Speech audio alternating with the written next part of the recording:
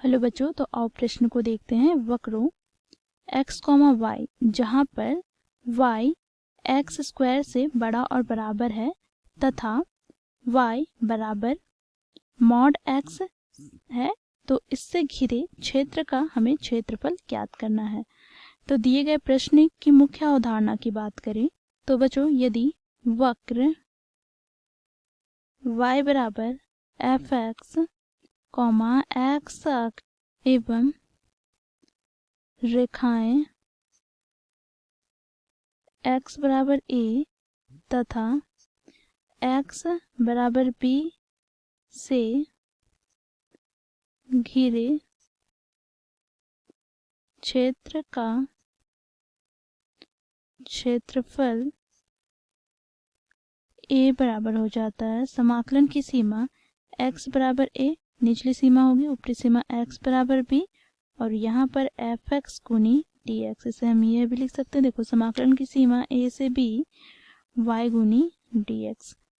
साथ ही बच्चों यहाँ पर हम समाकलन के सूत्र का प्रयोग करेंगे। यदि x की घात n को हम x के सापेक्ष में समाकलन करें तो ये हमें प्राप्त हो जाता है। बच्चों देखो, x की घात n प्लस 1 बटे में n प्लस 1 के प्लस यहाँ पर समाकलन अचर है। तो इन मुख्य अवधारणा की सहायता से दिए गए प्रश्न को हम हल करेंगे। तो प्रश्न में बच्चों हमें दो वक्र दे रखे हैं। पहला वक्र है y छोटा और बराबर है x स्क्वायर के। तो बच्चों यहाँ पर इसका हम आलेख खींचेंगे। तो यहाँ से बच्चों देखो, ये आलेख है जो कि यहाँ पर परवलय का है, वो क्या हो जाएगा, y बड़ा और बराबर हो जाएगा x स्क्वायर का आलेख। ठीक है। साथ ही बच्चों यहाँ पर हमें क्या दे रखा है, y बराबर मापांक x, अर्थात जब यहाँ पर x 0 से बड़ा होगा तो यहाँ से बच्चों देखो हम इसे तोड़कर लिखेंगे तो हमें प्राप्त हो जाएगा x, और जब x 0 से छोटा होगा तो -x। ठीक है।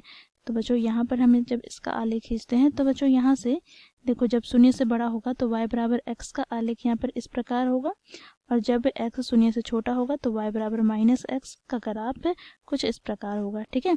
तो यहाँ पर बच्चों देखो, ये 0 है और यहाँ पर इसका आलेख y बराबर x और ये है y बराबर -x का आलेख। बच्चों देखो, इस प्रतिच्छेद बिंदु को यहाँ पर हम a ले लेते हैं और इस प्रतिच्छेद बिंदु को b। ठीक है। और यहाँ बिंदु a से यहाँ पर x अक्ष पर लंब खींचा। ठीक है।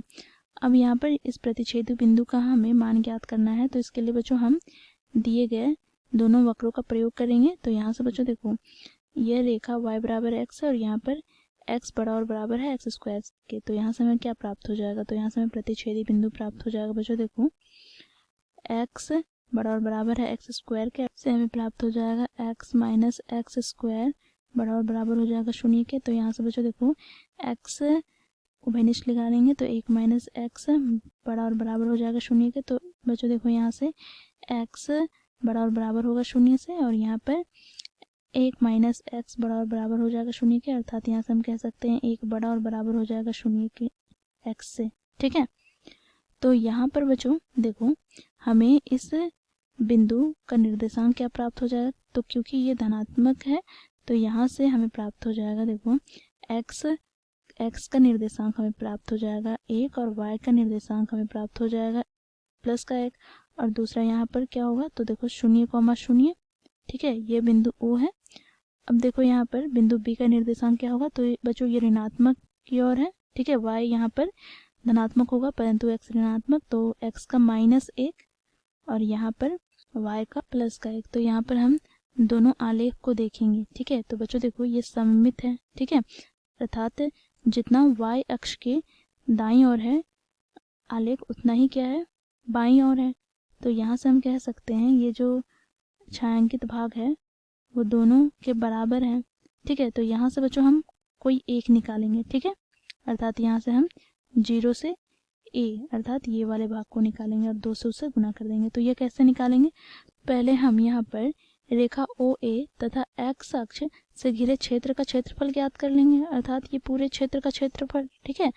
अब दूसरे बार में क्या करेंगे, तो इस क्षेत्रफल में से हम घटा देंगे किसका क्षेत्रफल, तो देखो यहाँ पर लाल भाग के क्षेत्रफल।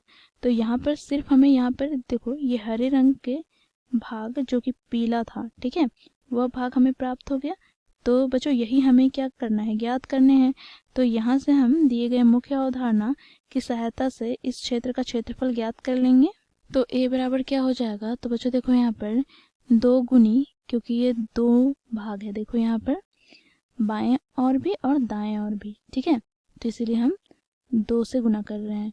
और यहाँ पर समाकलन की सीमा क्या हो जाएगा, तो 0 1, ठीक है। और यहाँ पर सबसे पहले हम रेखा के क्षेत्रफल अर्थात जिसे हम यहाँ पर मान लेते हैं y1, ठीक है, रेखा तथा x अक्ष के क्षेत्रफल में से हम घटा देंगे किसको, तो परवलय का क्षेत्रफल, जिसे हम y2 मान लेते हैं। तो परवलय तथा x अक्ष से घिरे क्षेत्र का क्षेत्रफल घटा देंगे, गुनी क्या हो जाएगा dx। यहाँ से हमें प्राप्त हो जाएगा 2 गुनी, यहाँ पर समाकलन की सीमा 0 से 1 है, y1 यहाँ पर रेखा है, ठीक है, तो रेखा का क्षेत्रफल क्या है, y बराबर x। तो यहाँ से हम लिख सकते हैं इसे x के बराबर, और यहाँ पर बच्चों माइनस है, यहाँ पर क्या है y2 क्या होगा, तो ये हो जाएगा बच्चों देखो यहाँ पर परवलय, ठीक है। तो यहाँ पर हमें दे रखा है, देखो यहाँ पर y बड़ा और बराबर है किसके, एक्स स्क्वायर से, अर्थात यहाँ पर हम लिख सकते हैं y के स्थान पर x का वर्ग, ठीक है, गुनी क्या हो जाएगा dx। अब बच्चों देखो हम लोगों ने मुख्य अवधारणा में देखा है इसका समाकलन कैसे करेंगे। तो यहाँ से बच्चों देखो x का समाकलन क्या हो जाएगा x के सापेक्ष में, तो x का वर्ग बटे में 2 माइनस यहाँ पर बच्चों देखो x की घात 2 का समाकलन क्या हो जाएगा, तो x की घात 3 बटे 3, और यहाँ पर बच्चों देखो सीमा 0 से 1, ठीक है। अब बच्चों देखो यहाँ पर हम सीमा रखेंगे, सबसे पहले ऊपरी सीमा, तो x के स्थान पर हो जाएगा 1 का वर्ग बटे 2 माइनस 1 की घात 3 बटे 3, फिर यहाँ पर माइनस लगाएंगे, अब निचली सीमा रखेंगे, तो यहाँ से 0 बटे 2 माइनस 0 बटे 2 हो जाएगा।